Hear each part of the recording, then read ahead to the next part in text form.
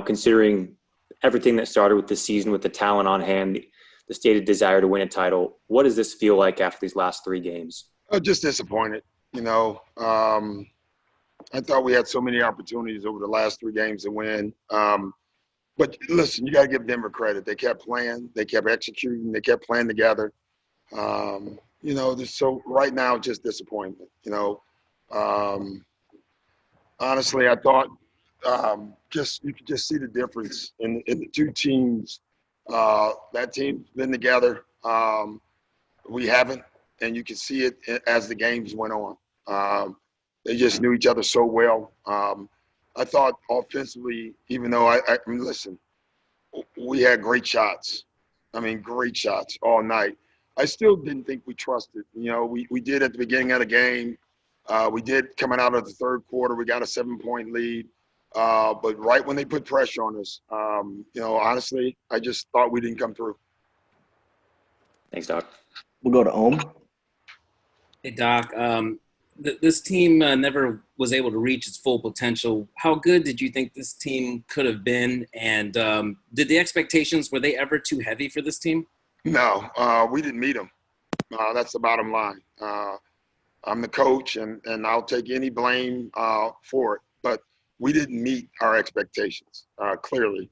Because we had, in my opinion, we'd still be playing. We'll take a question from the bubble with Dan.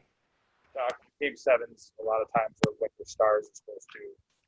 Well, Game 7's our make-miss game at the end of the day. Is that what it was? Those 2 guys just missed shots? I don't think it was those 2. I just think as a group, it wasn't just those 2.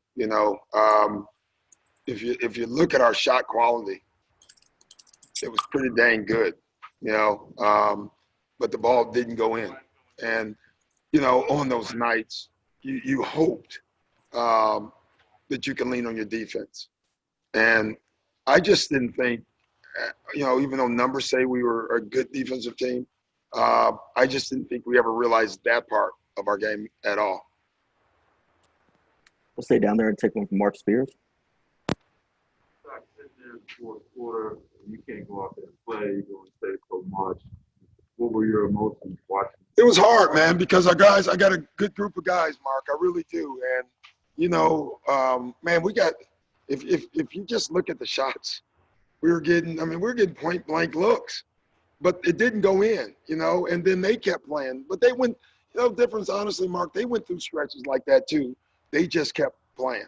I thought, especially in the 4th quarter, I just thought, we start missing shots, and you can see us trusting less and less and less. Obviously I could have done something more. I always think it's me. No matter what.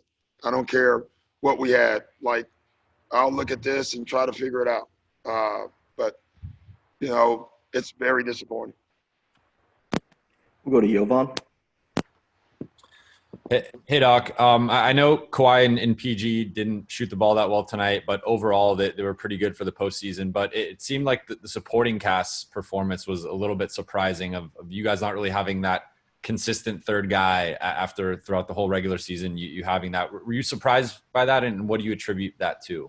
No, I don't know, Jovan. Part of it is, our guys missed a lot of the bubble. Trez was phenomenal tonight overall, but he missed 30 days. Lou missed 14 days. Pat missed 16 days in the bubble, and some of that came back and haunted us. I thought conditioning, we kept having to take guys out because they were tired.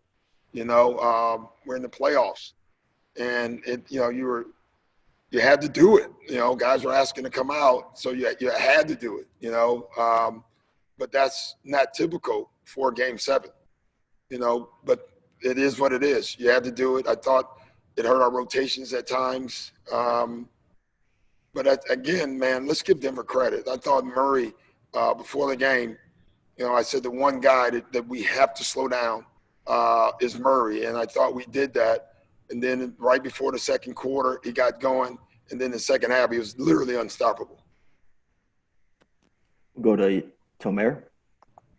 Hey, Doc, obviously in a series like this, when you guys had expectations, there's sort of blame to be thrown around.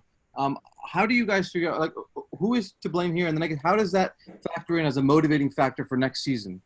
I'll let you do all the blaming. I don't play that game, so you can figure that one out on your own. Go to Miriam. Hey, Doc. You talked about Denver's familiarity with each other and their trust to keep playing. I mean, obviously, you guys, not just in the bubble, but all season, you were up and down as far as your who was available. If this group had a full season together, would have that made a difference, do you think? You know, who knows? I'm not going to make an excuse. Denver beat us. Denver was the better team, all right?